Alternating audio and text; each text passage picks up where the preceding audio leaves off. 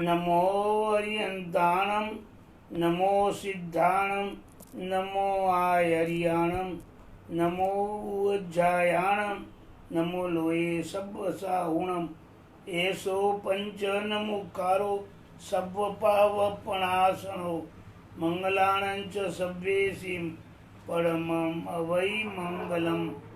આજે કરેમી બનતે સૂત્ર એના અર્થ સમજાવવામાં આવે છે. આ કરેમી બનતે સૂત્ર એ સામાયિક લેવાનું સૂત્ર છે. સામાયિકમાં કેવી રીતે રહેવું, કેવી રીતે વર્તવું એનું આમાં પચખાણ આપવામાં આવે છે, એટલે એનું નામ પચખાણ સૂત્ર પણ છે. આ એક સૂત્રમાં 6 આવશ્યકો ભરેલા છે. કરેમી સામાયિયમ, હું સામાયિક કરું છું, એમાં સામાયિક આવશ્યક. પછી ભંતે, એ ભગવાન, એમાં 24 સત્વો આવશ્યક. અને બીજી વાત તત્સ બંતે પરિક્રમામી, ત્યાં ભંતે શબ્દ આવે છે, એમાં વંદન આવશ્યક. અને અપ્પાણમ વો શિરામી, એમાં કૌશક આવશ્યક. અને પરિક્રમામી, એમાં પ્રતિક્રમણ આવશ્યક. અને છેલ્લે સાવજ્યમ જોગમ પચખામી, એમાં પચખાણ આવશ્યક. એમ કુલ 6 આવશ્યક આમાં ભરેલા છે. એ વાત સમજાવવામાં આવે છે. આ સૂત્રમાં સામાયિક ગ્રહણ કરવાની પ્રતિજ્ઞા કરવામાં આવે છે. સાવધ્ય યોગના ત્યાગનું પચખાણ આપવામાં આવે છે. સાવધ પાપવાળા વેપારનો ત્યાગ. સામાયિકમાં પુરુષ સ્ત્રીને અડે નહીં, સ્ત્રી પુરુષને અડે નહીં, કાચા પાણીને અડે નહીં, લાઇટનો ઉપયોગ કરે નહીં, પંખાનો ઉપયોગ કરે નહીં, એ સાવધ્યનો ત્યાગ. જ્યાં સુધી હું આ સામાયિક વ્રતમાં રહીશ ત્યાં સુધી મન વચન કાયાએ કરીને પાપ કરીશ નહીં, પાપ કરાવીશ નહીં. આવા પાપોથી હું મારા આત્માને પાછો હટાવું છું, નિંદું છું, વિશેષ નિંદું છું. એવા પાપોથી મારા આત્માને નિવૃત્ત કરું છું. આ પ્રમાણે આમાં પાપોની નિવૃત્તિના પચખાણ કરવામાં આવે છે. આ સૂત્ર સામાયિકના પચખાણ સ્વરૂપ છે. જ્યારે આ સૂત્ર બોલીએ ત્યારે સામાયિક ચાલુ થાય. પૂજ્ય ઉમા સ્વાતી મહારાજ સાહેબે તત્વાસુદના પહેલા સૂત્રમાં સમ્યક દર્શન, સમ્યક જ્ઞાન ને સમ્યક ચારિત્ર એ ત્રણેય મોક્ષનો માર્ગ છે એમ કહ્યું છે. એમાં સમ્યક ચારિત્રના 5 ભેદ બતાવ્યા છે. તેમાં પહેલો ભેદ સામાયિક ક્ષમતા ભાવની પ્રાપ્તિ, એ પેલું સામાયિક ચારિત્ર. તેમાં આત્મા હળવાશવાળો અનુભવે છે, હળવાશતાને અનુભવે છે. આ જીવ અનાદિકાળથી મનગમતી વસ્તુઓની પ્રાપ્તિમાં હર્ષ, આનંદ અને અણગમતી વસ્તુઓની પ્રાપ્તિમાં શોક કર્યા જ કરે છે. એ બંનેને રોકીને મનની સમતોલ વૃત્તિ રાખવી એ સામાયિક આવશ્યક કહેવાય છે. સંસારના સર્વથા ત્યાગી એવા સાધુ સાધ્વીજી મહારાજાઓને દીક્ષા ગ્રહણ કરે ત્યારથી જ જીવે ત્યાં સુધી આવું સામાયિક વ્રત આપવામાં આવે છે. અને સંસારિક ગ્રસ્તો શ્રાવક શ્રાવિકાઓને પોતાના ઘરના વ્યવસાયમાંથી નિવૃત્ત થઈ અલ્પ ટાઈમ માટે સંસાર વ્યવહાર ત્યજી સાધુના જેવું આચરણ કરવાનું આ સામાયિક વ્રત આપવામાં આવે છે. 48 મિનિટ સામાયિકમાં રહેલો ગ્રસ્ત પણ સાધુના જેવો આરંભ સમારંભનો ત્યાગી કહેવાય છે. અને વ્રતવાળો છે, સંભાવમાં રહેવાવાળો છે. આ સૂત્ર તીર્થંકર ભગવંતોના મુખે બોલાયેલું સૂત્ર છે. તમે તેઓ જ્યારે દીક્ષા લે છે ત્યારે આ સૂત્ર બોલે છે. અવશ્ય કરવા લાયક જે કાર્ય એને આવશ્યક કહેવાય છે. જૈન શાસ્ત્રોમાં 6 આવશ્યક આવે છે. એક સામાયિક, બીજું 24 સત્રો, ત્રીજું વંદન, ચોથું પ્રતિક્રમણ, પાંચમું કૌશક અને છઠ્ઠું પચકાણ. આ 6 આવશ્યક બહુ સૂક્ષ્મ રીતે કરેમી બંધે સૂત્રમાં ભરેલા છે, રચેલા છે. એનો અર્થ આ પ્રમાણે: સમતા ભાવની પ્રાપ્તિ એને કહેવાય સામાયિક આવશ્યક. કરેમી સામાય્યમ, આ પદમાં પહેલું સામાયિક આવશ્યક સમાયેલું છે. હું સામાયિક કરું છું. પછી 24 ભગવંતોની સ્તુતિ, તે 24 સત્રો, બીજું આવશ્યક. આવું કરેમી ભંતે પદના અંદર જે ભંતે પદ છે એ ભંતે કરેમી પાસેનું જે ભંતે પદ, એમાં એ ભગવાન એમ કહીએ, 24 ભગવાન અંદર આવે એટલે બીજું આવશ્યક એ ભગવંતો. ત્રીજું ગુરુજીને પ્રણામ કરવો એ વંદન આવશ્યક. એ ભંતે બીજી વાર આવે છે. તસ્સ ભંતે પરિક્રમામી, આવું જે પદ છે એ ત્રીજું આવશ્યક. હે ગુરુ ભગવંતો, હું તમને નમસ્કાર કરીને પાપો નહીં કરવાની પ્રતિજ્ઞા કરું છું. ચોથું થઈ ગયેલા પાપોની ક્ષમા માગવી, તે પ્રતિક્રમણ આવશ્યક. પરિક્રમામી જે શબ્દ છે એમાં આ ચોથું પ્રતિક્રમણ આવશ્યક આવે છે. કે હું પાપોની ક્ષમા માગું છું. પાંચમું પાપોનો ત્યાગ કરી આત્માને તેનાથી દૂર રાખવો, કાયાને સ્થિર કરવી, તે કાયુસર્ગ આવશ્યક. અપ્પાણમ ભોશિરામી, આ પદમાં પાંચમું કૌશક આવશ્યક આવે છે. હું મારા આત્માને આવા પાપોની ક્ષમા માટે કાયાને સ્થિર કરું છું. અને છઠ્ઠું સામાયિકમાં પાપો નહીં કરવાની પ્રતિજ્ઞા કરું છું, તે પચખાણ આવશ્યક. સાવજ્યમ જોગમ પચકામી, આ પદમાં છઠ્ઠું પચખાણ આવશ્યક આવે છે. હે પ્રભુ, હું આ સામાયિકમાં પાપવાળા કામો નહીં કરવાની પ્રતિજ્ઞા કરું છું. એમ નાના કરેમી બંધે સૂત્રમાં 6 આવશ્યકોનો સમાવેશ કરવામાં આવ્યો છે. જૈન ધર્મ ત્યાગ પ્રધાન ધર્મ છે. આહાર, અલંકાર, વસ્ત્ર, ધન, મિલકત અને પરિવારોનો ત્યાગ કરવો તે બાહ્ય પદાર્થોનો ત્યાગ હોવાથી દ્રવ્ય ત્યાગ કહેવાય છે.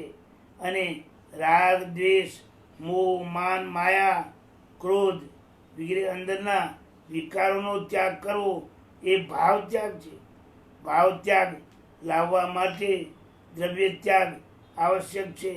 કારણ કે જો દ્રવ્ય ત્યાગ ન કર્યો હોય તો રાગાદિનો ત્યાગ થવો અતિશય દુષ્કર છે. આ સામાયિક એ દ્રવ્ય ત્યાગ અને ભાવ ત્યાગ એમ બંને સ્વરૂપવાળું છે. જ્યારે જ્યારે સામાયિક કરવામાં આવે છે ત્યારે ત્યારે આહાર, સંસારિક કપડાં, સંસારિક ધન, આ બધાનો ત્યાગ કરવામાં આવે એ દ્રવ્ય ત્યાગ. અને તેના વિશેનો મોહ પણ છોડી સંભાવ રાખવાની પ્રેક્ટિસ પણ કરાય. માટે આ સામાયિક ધર્મમય છે. જૈન ધર્મના પર્વો ત્યાગથી ઉજવાય છે. દુનિયાના પર્વો આવે તો લોકો ઉજવણી કરે, જલસા કરે, હોટલમાં જાય અને ચા પાર્ટી આપે. ત્યાં જૈન ધર્મના પ્રસંગો આવે ત્યાં લોકો ત્યાગ તપ કરે. જેમ જ્ઞાન પંચમી આવે, ચોમાસી ચૌદશ આવે, પર્યુષણ આવે, નવપદની હોળી આવે, આવા બધા પર્વો આવે ત્યારે ચતુર્વિધ શ્રી સંઘ પોતપોતાની શક્તિને અનુસારે ઉપવાસ આદિ તપ કરી આહાર છોડે છે. સામાયિક કરવા વડે સંસારનો સંબંધ છોડે છે. મંદિર આદિમાં દર્શન કરવા જતાં ભંડારમાં નાણું નાખવાથી ધનનો પણ ત્યાગ કરે છે. યથાશક્તિ ઉછામણી બોલવા વડે પૈસાનો મોહ પણ તજે છે, અર્થાત કંઈક અંશે ત્યાગ કરે છે. ભોગોને પોષતો નથી, પરંતુ ભોગોનો ત્યાગ કરે છે. જ્યારે અન્ય દર્શનમાં પર્વો આવે, જેમ કે રામનવમી, મહાશિવરાત્રિ, જન્માષ્ટમી વગેરેની ઉજવણી જુદી જુદી રીતે દેખાય છે. જૈનોમાં ભોગોના ત્યાગની સંસ્કૃતિ ગળથૂથીથી જ રહેલી છે. આવો અમૂલ્ય અવસર ફરી પ્રાપ્ત થવો ઘણો મુશ્કેલ છે. આ કરીમી બંધે સૂત્રમાં મણેનમ વયણમ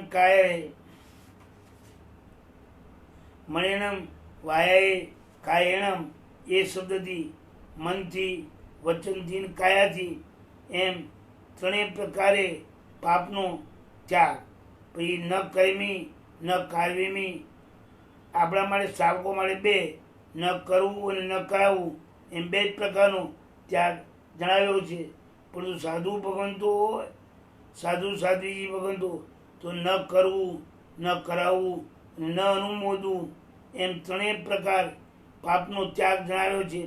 એટલા માટે મૂળ સૂત્રમાં તેઓના માટે કરંતમ ન સમૃદ્ધાણામી આટલો પાઠ વધારે બોલવામાં આવે છે. આ મન વચને કાયા અને કરવું, કરાવવું, અનુમોદવું એના 49 ભાગા થાય છે. તે આ પ્રમાણે: પહેલા મન વચને કાયાના. મનથી પાપ કરવું નહીં 1, વચનથી પાપ કરવું નહીં 2, કાયાથી પાપ કરવું નહીં 3. આ એક સંયોગી ભાગા. પછી મન વચન, મન કાયા અને વચન કાયા. મન વચન 2 થી પાપ કરવું નહીં, મન કાયાથી પાપ કરવું નહીં અને વચન કાયાથી પાપ કરવું નહીં. 3 ને 3 6 અને ત્રણેય ભેગા મન વચન કાયાથી પાપ કરવું નહીં એમ 7 ભાગા મન વચન કાયાના થાય. 3 ભાગા 1 સંયોગી, 3 ભાગા 2 સંયોગી અને 1 ભાગો 3 સંયોગી. એવી રીતે પાપ કરવું નહીં 1, પાપ કરાવવું નહીં 2, પાપ અનુમોદવું નહીં 3. આ 1 સંયોગી. અને પાપ કરવું નહીં, કરાવવું નહીં, પાપ કરવું નહીં, અનુમોદવું નહીં, પાપ કરાવવું નહીં, અનુમોદવું નહીં. આ 2 સંયોગી. અને પાપ કરવું નહીં, કરાવવું નહીં, અનુમોદવું નહીં એટલે 7. કરવું, કરાવવું, અનુમોદવું એના 7 ભાગા અને મન વચનના 7 ભાગા કાયા એટલે 7 ગુણ્યા 7 કુલ 49 ભાગા થાય. આ પ્રમાણે પ્રથમના 7ને ક્રમશઃ પાછળના 7ની સાથે જોડવાથી 49 ભાગા થાય છે. હવે 49 ભાગે ભૂતકાળમાં પાપ કર્યું હોય તો નિંદામી, હું નિંદા કરું છું, ગરાહ કરું છું. અને વર્તમાન કાળમાં પાપ કરતો હોઉં તેમાંથી નિવૃત્તિ લઉં છું, એમાંથી ત્યાગ કરું છું. અને ભવિષ્યમાં પાપ નહીં કરું એવી પ્રતિજ્ઞા કરું છું. એમ 3 કાળે ગુણીએ તો 147 ભાગા થાય છે. પચકાણ ભાષ્યમાં આવા ભાગા આવે છે. આવી પ્રતિજ્ઞા કર્યા પછી સામાયિકમાં સંસારિક બંધનો ત્યજીને અત્યંત સંભાવમાં સ્થિર થવું જોઈએ અને વધારે મનને સ્વાધ્યાયમાં જોડવું. જેટલો સ્વાધ્યાય વધારે એટલો આ જીવ વધારેમાં સ્થિર થાય. આ પ્રમાણે આ કરીમી બંધે સૂત્ર એ સામાયિક લેવાનું પચખાણ સૂત્ર કહેવાય. એક જાતનું પચખાણ કે હું મનથી, વચનથી, કાયાથી પાપ કરીશ નહીં, પાપ કરાવીશ નહીં. અને સાધુ સંતો હોય તો કર્તાને અનુમોદીશ નહીં. આવા પ્રકારનું આ સૂત્ર છે. હવે 48 મિનિટ વધારે જીવની સ્થિરતા રહે એટલે જ્ઞાનીઓએ 48 મિનિટનો 1 મુહૂર્તનો સામાયિકનો ટાઈમ કીધો છે. જ્યારે 48 મિનિટ પૂરી થાય ત્યારે સામાયિક પાડવાની વિધિ આવે. જેમાં સામાયિક લેવાની વિધિ એમ સામાયિક પાડવાની વિધિ. પાડવાની વિધિમાં ઈર્યાવયમ તત્સૂત્રી અનથ એ તો સૂત્ર સામાયિક કોઈ અવિધિ થઈ હોય, કોઈ નાની મોટી જીવહિંસા થઈ હોય તો એના ક્ષમાયાચના માટે છે. ખાસ કરીને પાળવાનું સૂત્ર સામાય્ય વૈજુત્તો એ નામનું બીજું સૂત્ર છે. એની બે ગાથા છે, સામાય્ય વૈજુત્તો અને જાવમણે હોય નિયમ સંજુત્તો. જ્યાં સુધી સામાયિક વ્રતમાં રહીને હું મારા મનને નિયમથી યુક્ત રાખું છું ત્યાં સુધી છિન્નય અશુભ કર્મ, અશુભ કર્મ છેદાય છે. સામાયિક જગ્યાવાળા સામાયિક જેટલી વાર કરીએ એટલી વાર સામાયિક કર્મ છેદાય છે.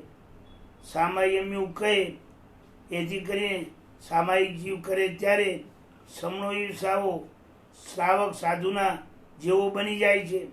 એણમ કારણેનમ એ કારણે બહુશો સામાયિક કુજા બહુ વાર સામાયિક કરવું જોઈએ. પછી સામાયિક વિધિ લીધું, વિધિએ પાળ્યું, વિધિ કરતાં જે કોઈ અવિધિ હોય એ હું મન કાંઈ ઈચ્છામી દુક્કડમ એમ બોલવામાં આવે છે. આ સૂત્ર સામાયિક પાળતી વખતે બોલાય છે. તે સૂત્રનો અર્થ એવો છે કે સામાયિક વૃત્તિયુક્ત એવો આ આત્મા જેટલી વાર પોતાના મનને નિયમોથી કંટ્રોલમાં રાખે એટલી વાર એમાં અશુભ કર્મો છેદાય છે. આ સંસારી જીવ, ગ્રહસ્થ જીવ જ્યારે જ્યારે સામાયિક કરે છે ત્યારે ત્યારે સાધુના જેવો ગણાય છે.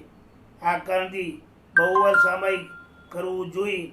આ સામાયિક મેં વિધિપૂર્વક લીધું, વિધિપૂર્વક પાળ્યું, વિધિ કરતાં જે કોઈ અવિધિ હોય એ સંબંધી મારું પાપ મિથ્યા થજો. હવે થોડી પ્રશ્નોત્તરી છે કે સામાયિકનો ટાઈમ 48 મિનિટ શા માટે રાખ્યો? એનો જવાબ, છદ્મસ્થ આત્માનો અધ્યવસાય કોઈ પણ એક વિષયમાં વધારેમાં વધારે 48 મિનિટ સ્થિર રહી શકે છે. તેથી વધુ સ્થિર અધ્યવસાય રહેવો સંભવિત નથી, એટલે 48 મિનિટનો ટાઈમ રાખેલ છે. પ્રશ્ન, લઘોલઘ એક સાથે વધારે વધારે કેટલા સામાયિક કરી શકાય?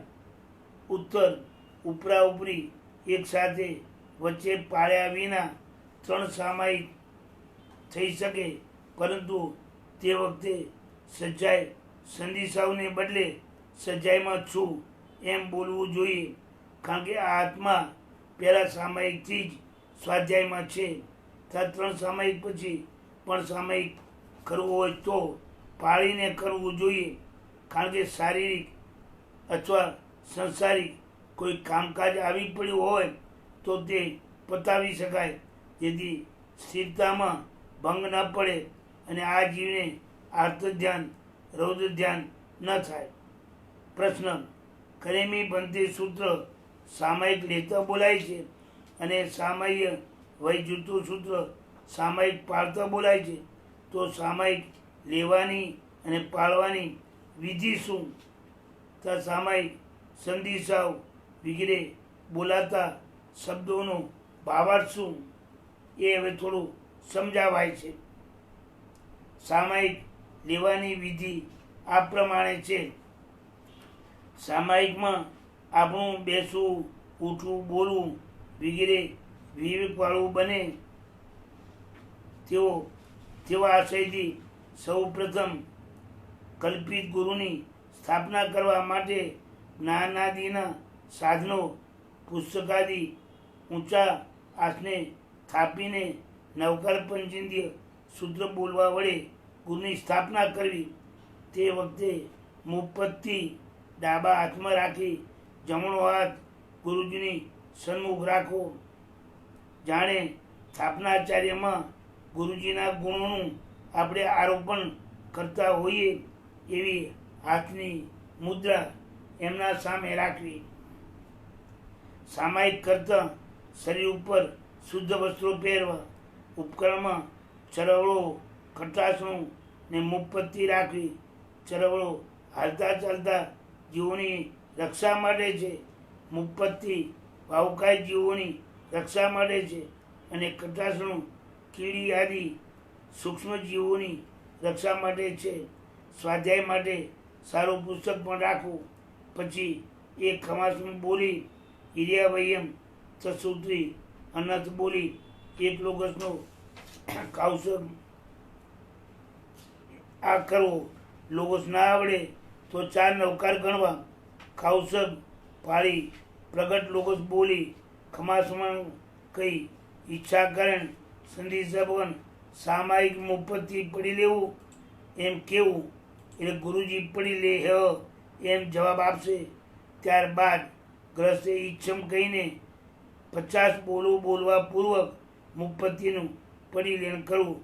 તેનો અર્થ એ છે કે હે ભગવાન, હું મુપત્તિનું પરિલેણ કરું. ગુરુજી જવાબ આપે છે તમે મુપત્તિનું પરિલેણ કરો. તે ઉત્તર સ્વીકારતા ગ્રસ્ત ઈચ્છમ જેવી આપની ઈચ્છા છે તેમ હું પણ ઈચ્છું છું એમ જણાવે છે. પછી મુપત્તિનું પરિલેણ કરવું.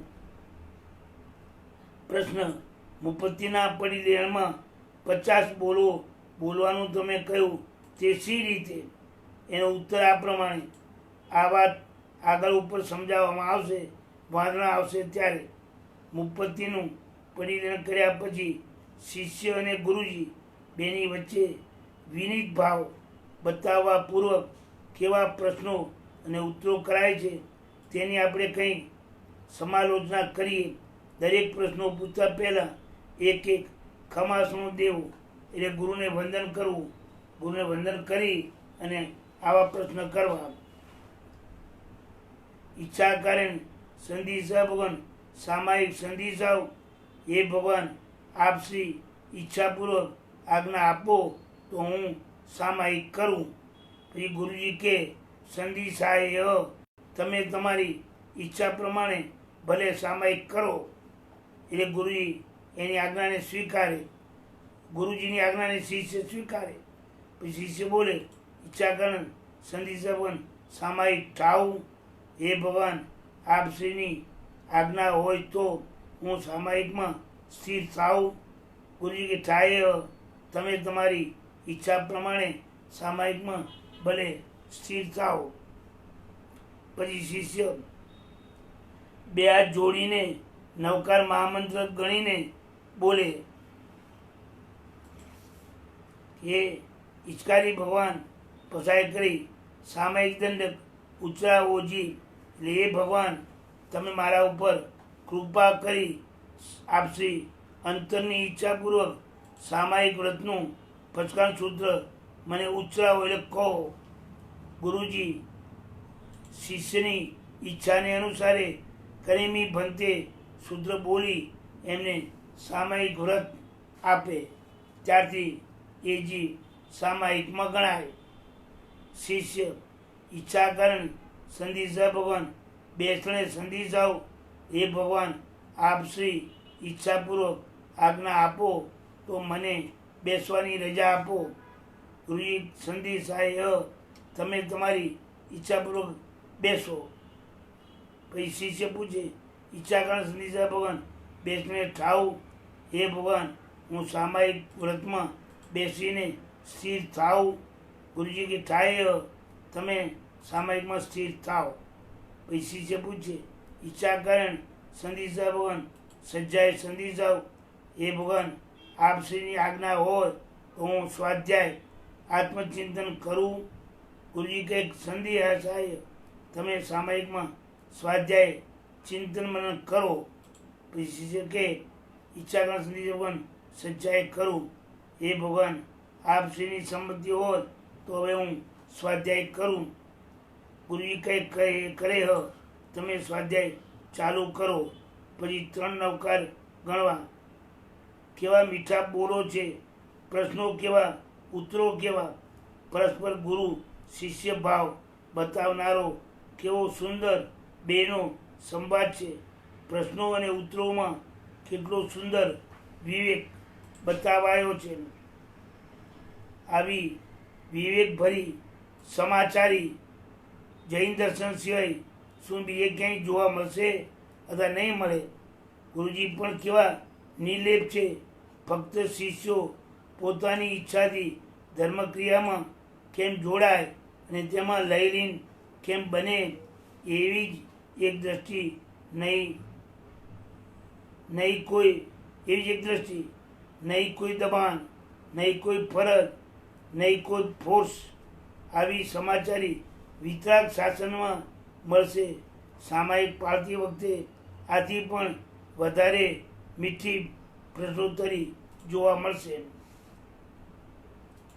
સામાયિક લેવાની વિધિ: પહેલું એક ખમાસમાં, પછી રેવૈયમ, તત્સૂત્રી, અનથ બોલી, એક લોગસનો 4 નૌકાનો કૌશક કરી પાડીને પ્રગટ લોગસ બોલી મુપત્તિનું પરિણામ કરવાનું.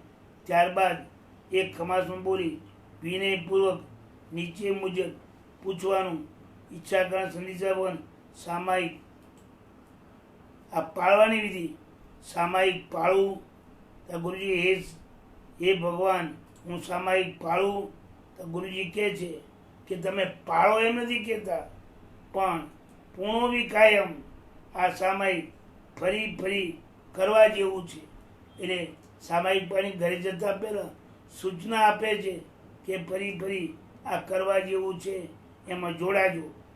શિષ્ય કહે છે ઉપરના ગુરુજીના ઉત્તરને જાણે પોતે સ્વીકારી લીધો હોય એમ જવાબ વાળે છે. યથાશક્તિ, જેવી મારી શક્તિ અથવા શક્તિને અનુસારે હું ફરીથી પણ આવું સામાયિક અવશ્ય કરીશ. પછી શિષ્ય કહે છે, ફરી એક ખમાસમાં આપી ગુરુજીને પૂછે છે, ઈચ્છાકરણ સંધિશ્રવણ સામાયિક પાળ્યું? હે ભગવાન, મેં સામાયિક પાળ્યું. ગુરુજી કહે છે, આયારો ન મુત્તબો, તમે ભલે સામાયિક પાળ્યું હોય, ઘરે જાઓ, પણ આમાં લીધેલો આચાર છોડવા જેવો નથી, વારંવાર સાચવવા જેવો છે. પરંતુ સામાયિકમાં મેળવેલો આ આચાર, આ સ્વાદ મૂકવા જેવો નથી, ક્ષમતા ભાવ રાખવા જેવો છે. શિષ્ય એના જવાબમાં કહે છે, ગુરુજીને ઉત્તરને પણ સ્વીકારી લીધો. આત્મા જવાબ આપે છે કે તથી, હે ગુરુજી, હું તેમ જ કરીશ. અથવા ઘરે જવા છતાં સામાયિકમાં મેળવેલો આ સ્વાદ હું મૂકીશ નહીં. કેવો સુંદર બેનો વાર્તાલાપ. પછી જમણો હાથ ચરવડા ઉપર થાપી સામાન્ય વય જૂતું બોલી પોતાના હાથને મુખ રાખી એક નવકાર ગણવો, જાણે સ્થાપનાચાર્યમાં થાપેલી કલ્પિત સ્થાપના ઉઠાવી લેતા હોઈએ એવી મુદ્રા રાખવી. મૂર્તિ પૂજક સમાજમાં ઉપર મુજબ વિધિ છે. સ્થાનકવાસી અને તેરાપંથી સમાજમાં સ્થાપનાની માન્યતા ન હોવાથી હાલ ભાવતીર્થ શંકર ભગવાન શ્રી સિમંદર સ્વામી મહાવીર ક્ષેત્રમાં ઈશાન ખૂણામાં વિચરે છે. તેમની કલ્પના કરીને ઈશાન ખૂણા તરફ મુખ રાખી ધર્મક્રિયા કરે છે. આ સામાયિક અત્યંત ક્ષમતા ભાવની પ્રાપ્તિ માટે છે. માટે આત્માને સંભાવમાં રાખવો અને આધ્યાત્મિક સ્વાધ્યાયમાં અત્યંત એકાગ્ર કરવો. મુપત્તિનું પરિલેણ કરીએ ત્યારે 50 બોલ બોલવાના આવે છે. એ મુપત્તિનું પરિલેણ અને 50 બોલ એની વિધિ આ પ્રમાણે જાણવી. એમ કહીને એ મુપત્તિના પરિલેણની અને 50 બોલની વિધિ એ કહે છે. એ આપણે પછી લઈશું.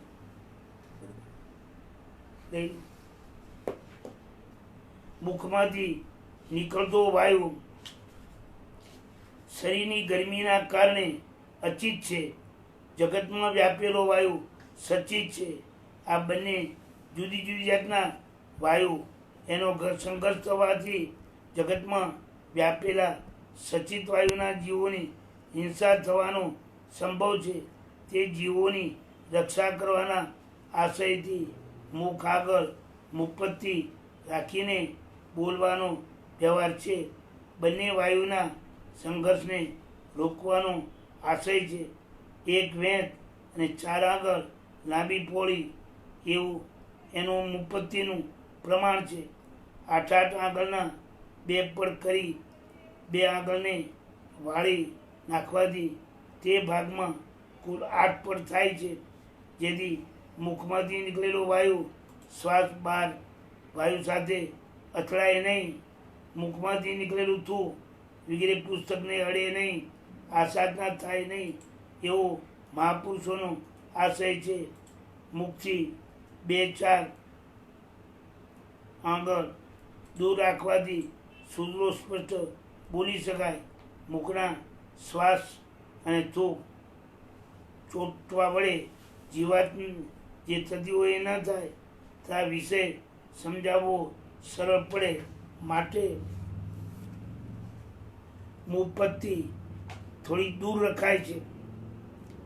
પ્રથમ મુપત્તિના બંને જમણા ડાબા હાથમાં બંને છેડા જમણા ડાબા હાથમાં પકડી મુપત્તિને પૂરેપૂરી ખુલ્લી કરી નજરથી જોવાની તપાસ કરવી, જીવોની તપાસ કરવી. તથા મુપત્તિના પડ જમણા ડાબા હાથમાં બદલીને પણ જોવું. તે બંને પડ જોતી વખતે સૂત્ર અર્થ તત્વ કરી સદવું. જીનેશ્વર ભગવંતોના બતાવેલા સૂત્રો અને એના અર્થ એ જ સાચું તત્વ છે એમ હું માનું છું. આ પહેલો બોલ. ત્યારબાદ જમણા હાથનો છેડો 3 વખત ખંખેરવો. તે વખતે સમ્યક્ મોહની, મિશ્ર મોહની, મિથ્યાત્વ મોહની પરિહરો.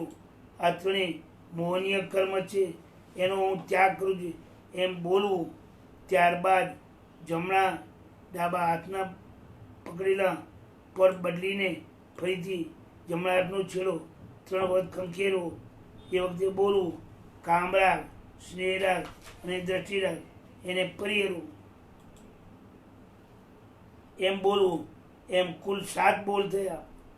એક સૂત્ર અર્થ તત્વ સદવું, સમકિત મોની, મિશ્ર મોની, મિથ્યાત્વ મોની પરિહરવું, કામરાગ, સ્નેહરાગ પરિહરવું. 7 બોલ થયા.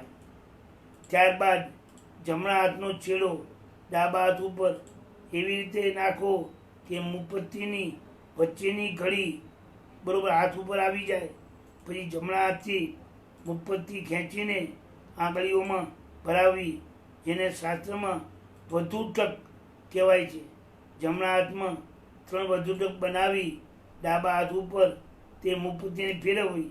3 વખત અંદર લઈ જવી. તે વખતે આદરવા લાયક ગુણોનું સ્મરણ. અને 3 વખત બહાર લઈ જવી. તે વખતે ત્યજવા લાયક દુર્ગુણોનું બોલવા અને એને ખંખેરવું. એનો આપણે ત્યાગ કરવાનો છે. માટે પહેલી વખતે અંદર લઈ જતા સુદેહ, સુગુરુ અને સુધર્મ આદરું. અને બહાર નીકળતી વખતે કુદેહ, કુગુરુ, કુધર્મ પરિહરું એમ બોલવું. બીજી વખતે અંદર જતા જ્ઞાન, દર્શન, સાહિત્ય આદરું.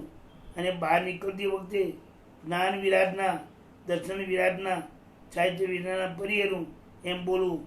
અને ત્રીજી વખતમાં અંદર જતા મન ગુપ્તિ, વચન ગુપ્તિ, કાય ગુપ્તિ આદરું એમ બોલવું. અને બહાર નીકળતી વખતે મનદંડ, વચનદંડ, કાયદંડ પરિહરું એમ બોલવું. આ પ્રમાણે મુપત્તિના કુલ 25 બોલ થયા. આ 25 બોલમાં 8 થી 25 વચ્ચે જે 3 આદરવા જેવા બોલો આવ્યા એને અખોડા કહેવાય. અને જે 3 તજવા લાયક આપણે બોલાયા એને પખોડા કહેવાય. એટલે 9 અખોડા, 9 પખોડા. 18 ને 7 પેલા 25. હવે મુપત્તિ જમણા હાથમાં જ રાખીને ડાબા હાથને ઊંધો કરી અંદરથી બહાર નીકળવાના રૂપમાં મુપત્તિ લઈ જવી. તે વખતે હાસ્ય, રતિ, અરતિ પરિહરું એમ બોલવું 3.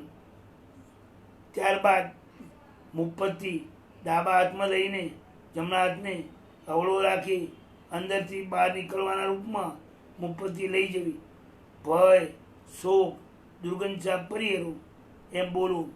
ત્યારબાદ મુપત્તિના બંને છેડા બંને હાથમાં પકડી કપાળ આગળ ધરતા કૃષ્ણ લેસ્યા, નીલ લેસ્યા, કાપુર લેસ્યા પરિહરું એમ બોલવું. કારણ કે લેસ્યાઓ એટલે વિચારો મગજમાં હોય છે, એટલે મગજના ભાગમાંથી એને કાઢવાનું જણાયું. ત્યારબાદ મોઢાની આગળ મુપત્તિને ધરતા રસગારવ વૃદ્ધિકારક સાતાકારક પરિહરું એમ બોલવું. કારણ કે ખાવા પીવાના રસની આસક્તિ મુખમાં રહેલી જીભને હોય છે એટલે ત્યાં પરિહરું એમ બોલાય છે. ત્યાર પછી હૃદય છાતી ઉપર મુપત્તિને ધરતા માયાશલ્ય નિયાણાશલ્ય અને મિથ્યાશલ્ય પરિહરું. કારણ કે શલ્ય એટલે કપટ માયાનો ડંખ નિયાણું મિથ્યાત્વ આ બધા દોષો હૃદયમાં હોય છે મારે ત્યાંથી પરિહરવા જણાવ્યું છે. પછી મુપત્તિને જમણા હાથમાં રાખીને ડાબા ખભા ઉપર અને નીચે પ્રમાણના કરતાં કરતાં ક્રોધ અને માન પરિહરવું બોલીને મુપત્તિ ડાબા હાથમાં લઈ જમણા હાથના ખભા ઉપર નીચે પ્રમાણના કરતાં માયા અને લોભ પરિહરવું એમ બોલવું. ત્યારબાદ મુપત્તિની ઘડી પ્રમાણે વ્યવસ્થિત વાળી જમણા હાથમાં રાખી ઊભા થઈ જવું અને છરવડા વડે પગની પ્રમાદ ના કરવી. એક પગની નીચે પ્રમાદ ના કરતાં પૃથ્વીકાય અપકાય તેવકાયની રક્ષા કરું એમ બોલી બીજા પગની નીચે પ્રમાદ ના કરતાં વાહુકાય વનસ્પતિકાય અને ત્રસકાયની જયના કરું એમ બોલવું. જેથી મુપત્તિના 50 બોલો પૂરા થાય અને બહુ સૂક્ષ્મ રીતે જીવોની સુરક્ષા થાય. સામાયિક પાળતી વખતે પોતાના આત્માની નિર્મળતા માટે સામાન્ય વૈજૂતો શુદ્ધ બોલ્યા પછી આ પ્રમાણે બોલવામાં આવે છે. 10 મનના 10 વચનના 12 કાયાના એમ બધી દોષમાં જે કોઈ દોષ મેં લાગ્યો હોય લગાડ્યો હોય એ સવી મન કાય કરી ઈચ્છા જોગમ. આ પદમાં સામાયિકની અંદર 32 દોષોનો ત્યાગ કરવાનું જણાવ્યું છે. ભૂલથી અથવા જાણતા અથવા અજાણતા આ બધી દોષોમાંના કોઈ પણ દોષ લગાડ્યા હોય તો તેની આ સૂત્ર બોલવા વડે આપણે ક્ષમા માગવામાં આવી છે. એ બધી દોષો આ પ્રમાણે સમજવા. મનના 10 દોષ. દુશ્મન દેખી ક્રોધ કર્યો હોય, મનમાં અવિવેકવાળા વિચારો કર્યા હોય, 2 ત્રીજો તત્વોનો વિચાર ન કર્યો હોય, ચોથો મનમાં કંટાળો લાવ્યો હોય સામાયિકમાં, 5મો યશની ઈચ્છા રાખી હોય, 6થો ગુરુજી આદિનો વિનય ન વિચાર્યો હોય, 7મું મનમાં ભયના વિચારો કર્યા હોય, 8મું ફળમાં શંકા કરી હોય, 9મું નિયાણું કર્યું હોય, સંસારિક ફળની માગણી કરી હોય અને 10મું સામાયિકમાં વ્યાપારના વિચારો મનમાં કર્યા હોય. આ 10 મનના દોષ છે. એ રીતે 10 વચનના દોષ. ખરાબ વચનો બોલ્યા હોઈએ, બીજું હુંકારા કર્યા હોય, ત્રીજું પાપ કરવાનો કોઈને આદેશ કર્યો હોય, ચોથું લવારો કર્યો હોય, 5મું કલળ કજિયો કર્યો હોય, 6થું ક્ષેમ કુશળ પૂજી આગતા સ્વાગતા કરી હોય, આવો બેસો પધારો કીધું હોય, 7મું ગાળ આપી હોય, અપશબ્દ બોલ્યા હોઈએ, 8મું બાળક રમાડ્યું હોય, 9મું બીક કથા કરી હોય, 10મું હાંસી મસ્કરી મજાક કરી. આ 10 વચનના દોષ. હવે 12 કાયાના દોષ. આસન ચપ્પલ રાખવું એટલે વારંવાર બેસવાનું બદલ્યા બદલ કરવું. ઘડીક આ ખૂણે બેસે, ઘડીક પેલા ખૂણે બેસવું, એમ ચંચળ બેઠક રાખવી. બીજું ચારે તરફ જોયા કરવું. અને ત્રીજું સાવધ્ય કામ કરવું, પાપવાળું હિંસાવાળું કામ કરવું. ચોથું શરીરની આળસ મરડવી. 5મું અવિનયપણે બેસવું. 6થું ભીત વગેરેનું ઓઠીકણ લઈને બેસવું. 7મું શરીરનો મેલ ઉતારવો. 8મી ખર્ચ ખણવી. 9મું પગ ઉપર પગ ચડાવવો. 10મું કામ વાસનાથી અંગ ઉઘાડા રાખવા. 11મું નિદ્રા લેવી ઊંઘ કરવી. 12મું જંતુઓના ઉપદ્રવથી ડરીને શરીરને ઢાંકી રાખવું. ઉપરના 32 દોષો સામાયિકમાં આપણે ટાળવા જોઈએ. સામાયિકમાં આ 32 દોષો સેવા જેવા હોતા નથી.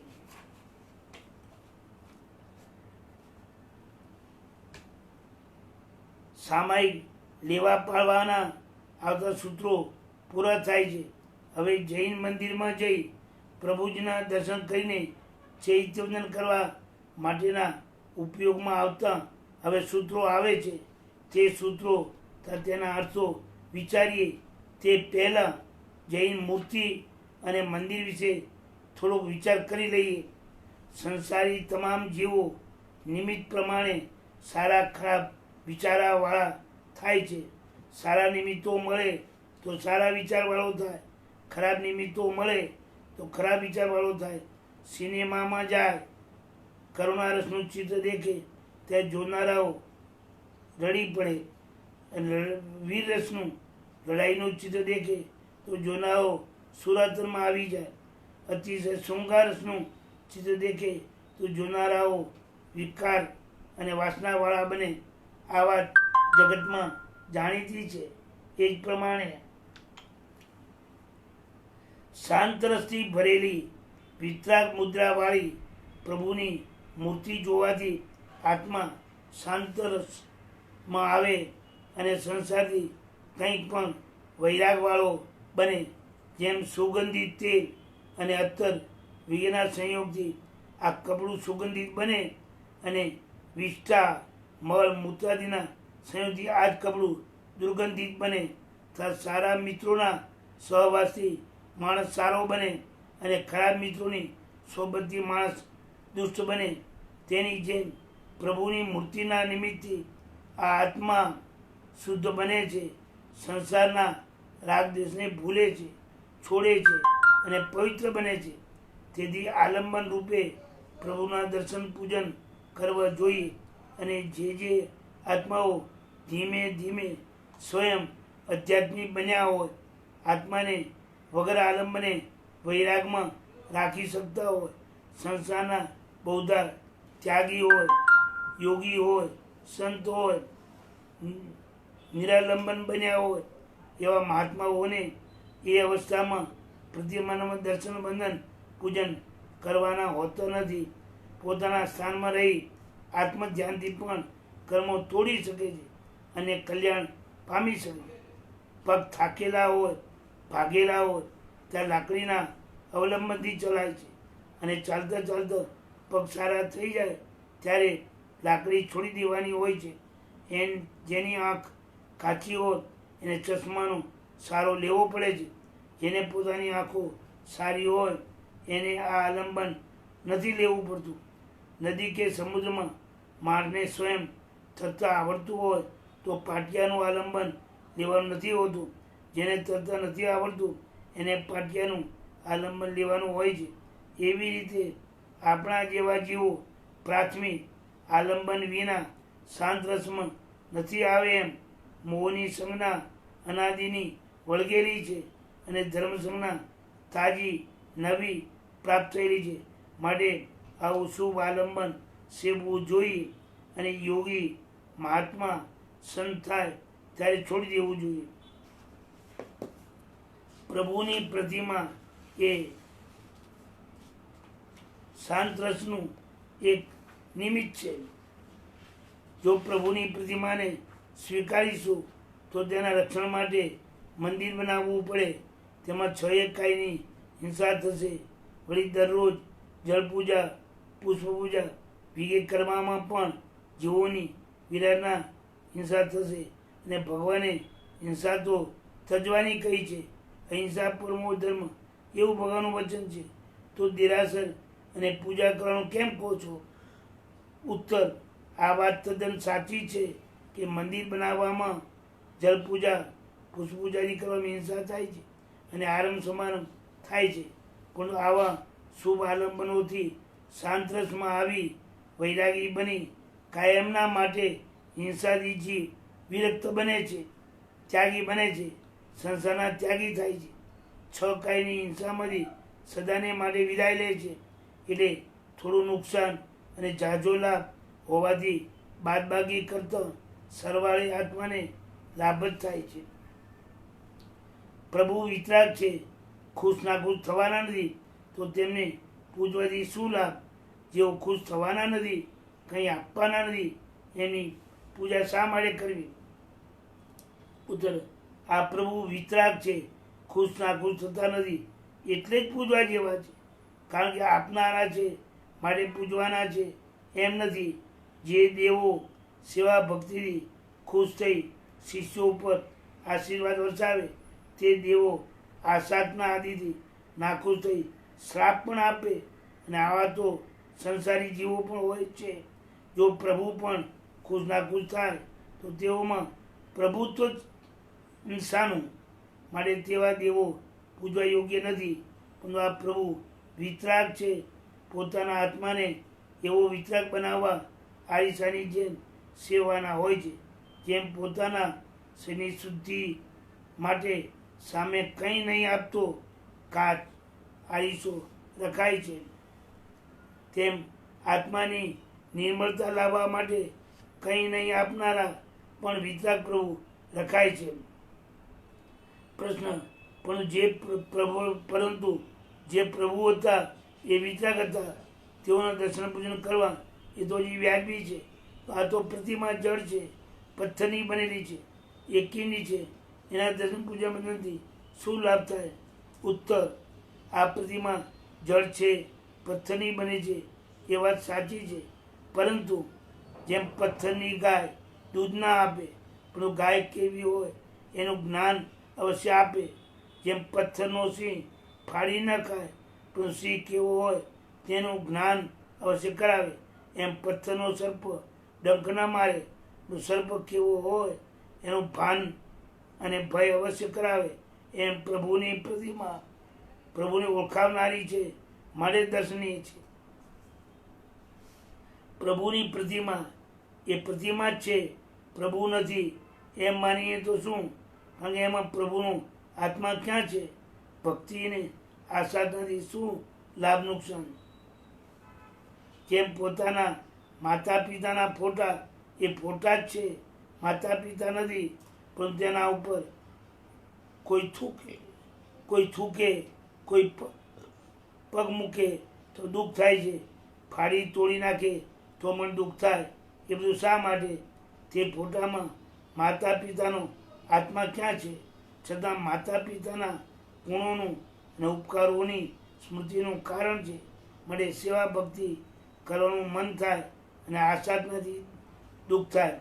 એવી રીતે પ્રભુની પ્રતિમા પણ પ્રભુના ગુણોના અને ઉપકારોના સ્મરણનું કારણ છે.